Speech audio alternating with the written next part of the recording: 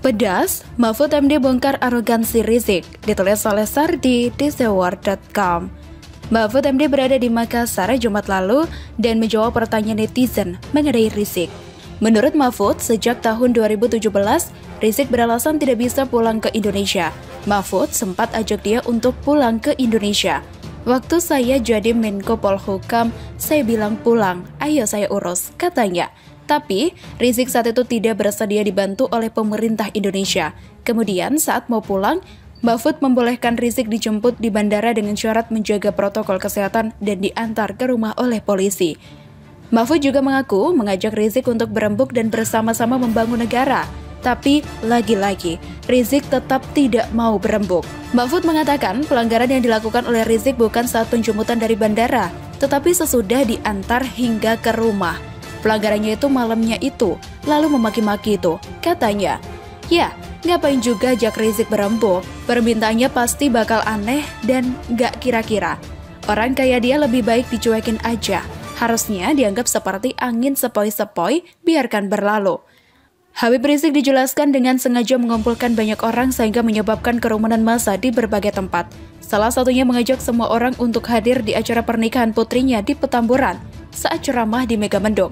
Hah, Rizik gitu loh. Saya baru tahu kalau Mahfud sempat mengajak Rizik untuk berembuk. Dia tidak mau. Tapi saat dia pulang, dia sempat ceramah di hadapan umatnya dan mengatakan bahwa dia hanya mau rekonsiliasi kalau pemerintah membebaskan tahanan kasus terorisme. Ini permintaan yang cukup biadab dan kurang ajar. Pemerintah ngapain juga ajak Rizik berembuk? Ini sama saja membuat dirinya merasa sebagai orang penting yang mau diajak pemerintah untuk berunding. Rizik, orang ini kayaknya sudah tidak bisa dibuat bertobat. Diangkat sedikit saja langsung arogan dan merasa di atas angin. Dibiarkan lama-lama makin ngelunjak. Dibiarkan terus, negara ini lama-lama bisa kacau.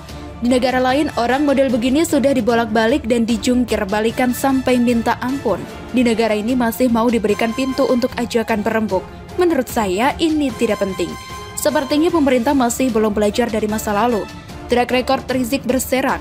Orang awam pun bisa dengan mudah mencari jejak kelicikan dan kebobrokan orang ini.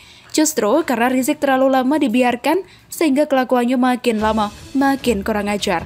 Awalnya arogan, sekarang makin kesini makin berani menantang negara. Gila nggak tuh? Lihat kata Mahfud sendiri, diajak berembuk, ditolak Rizik. Malah maki-maki lagi. Negara seolah tidak punya wibawa, bisa diatur-atur dan dimaki-maki oleh seorang Rizik. Kalau ada anak kurang ajar dan biadab terhadap orang tua, anaknya wajib diberi tindakan tegas kan? Dan kalau ada warga yang berani kurang ajar dengan negara, bagusnya diapain? Diajak diskusi. Dikasih fasilitas VIP nginep di hotel bintang 5. Tiap hari dikasih makan steak dan lobster bakar. Jadi duta warga sopan.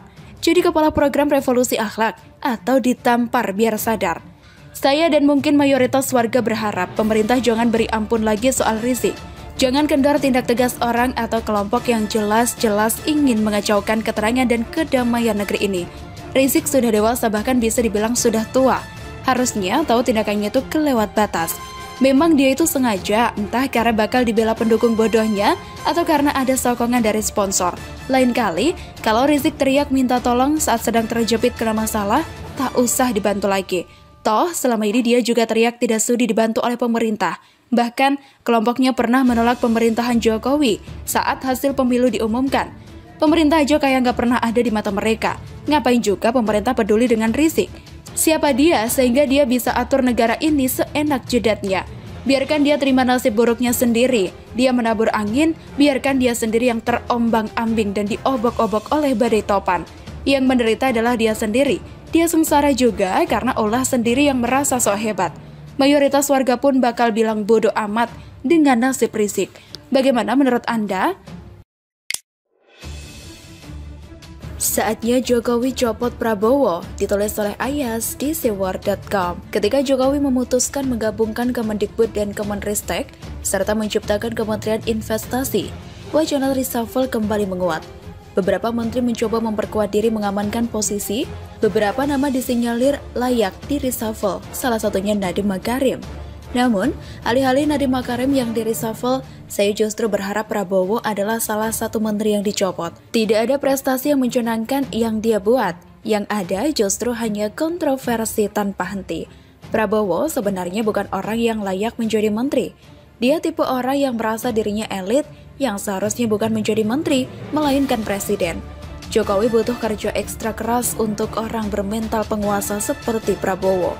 Jokowi memang berkepentingan menjadikan Prabowo menteri untuk meredakan tensi ketegangan yang sempat memuncak antara pendukung Prabowo dan juga pendukung Jokowi. Upaya ini memang berhasil. Istilah kampret dan cebong benar-benar lenyap, meskipun melahirkan istilah baru, yaitu kadron. Namun sepertinya Jokowi perlu meninjau kembali keputusannya memilih Prabowo mengisi pos Menteri Pertahanan.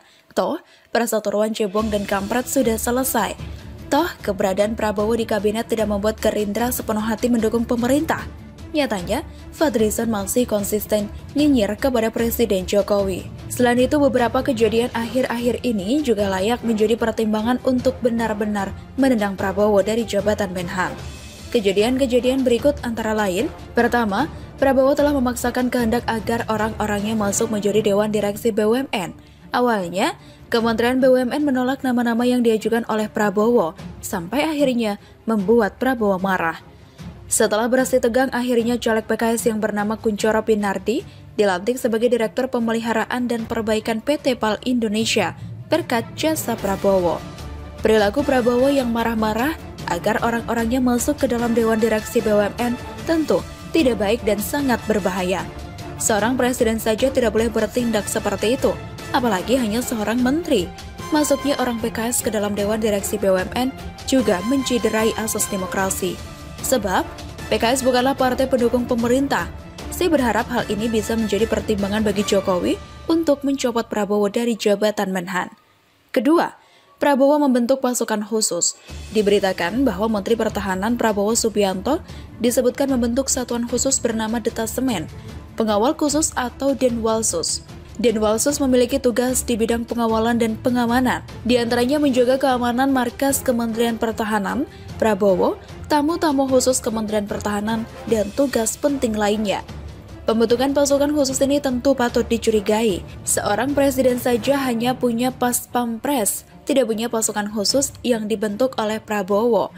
Jangan sampai pembentukan pasukan khusus ini hanya dalih bagi Prabowo untuk menyusun kekuatan, menciptakan pasukan yang lebih loyal kepada dirinya dibanding presiden. Posisi Prabowo di Menhan juga cukup berbahaya, sebab seandainya sebuah negara terjadi kekosongan pemimpin, presiden dan wakil presiden, maka yang bertugas menjalankan roda pemerintahan adalah Menteri Pertahanan. Sangat berbahaya Menteri Pertahanan diisi oleh mantan rival. Lebih-lebih sudah membentuk pasukan khusus. Oleh sebab itu saya berharap hal ini juga menjadi pertimbangan bagi Jokowi untuk mencopot Prabowo. Ketiga, hilangnya kapal selam KRI Nanggala 402 saat melakukan latihan di perairan utara Bali yang sekarang telah dinyatakan tenggelam oleh TNI. Musibah ini mungkin saja tidak terkait langsung dengan Prabowo. Namun, hal ini juga bisa menjadi konfirmasi bahwa kinerja Prabowo sebagai Menteri Pertahanan bisa dianggap buruk karena sampai terjadi sebuah kapal selam tenggelam padahal hanya untuk latihan. Tenggelamnya kapal selam KRI Nanggala 402 juga menjadi catatan hitam untuk karir Prabowo sebagai Menteri Pertahanan, sebab dia tak mampu menyelamatkan kapal selam tersebut. Memang tak mudah untuk menyelamatkan kapal selam yang tenggelam, butuh alat khusus yang canggih dan saat ini Indonesia belum punya. Namun, setidaknya peristiwa ini bisa menjadi bahan pertimbangan bagi Jokowi untuk mencopot Prabowo. Sekarang menjadi saat yang tepat untuk menendang Prabowo dari kabinet. Saya yakin dicopotnya Prabowo dari Menteri Pertahanan tidak akan berdampak serius terhadap pemerintahan Jokowi. Jokowi tak perlu takut Prabowo akan menjadi oposisi yang membahayakan.